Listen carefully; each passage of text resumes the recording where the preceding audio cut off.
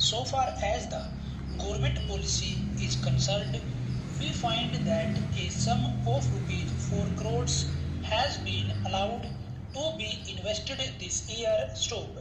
We do not know how it is to be used up. Stop. We have been told that during the period 1948-53, nearly rupees 35 lakhs have been allowed to be invested in textile machinery and generally in the textile industry. Stop.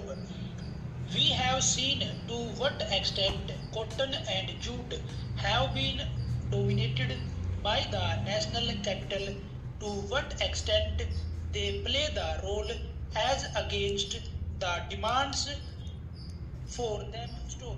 We know further what the government is doing in regard to these industries and how the Indian counterpart in these industries are behaving. Stop. Then why this further penetration of foreign capital? Stop. Para.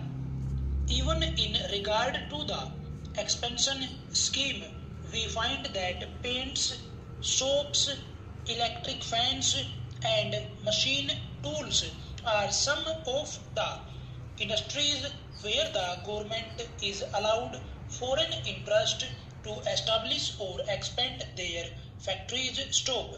It will adversely compete with the production of the country when the indigenous producers do not find any market in this sphere. Stop.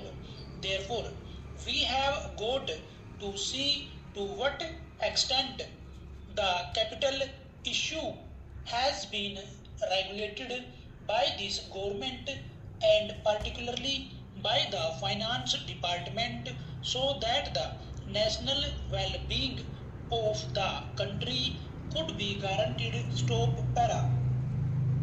Then we have got to look into the fact as to how far the new industries are allowed to function. Stop. So far as the oil refineries are concerned, some of them have been established and some more are going to be established very soon. Stop. Over.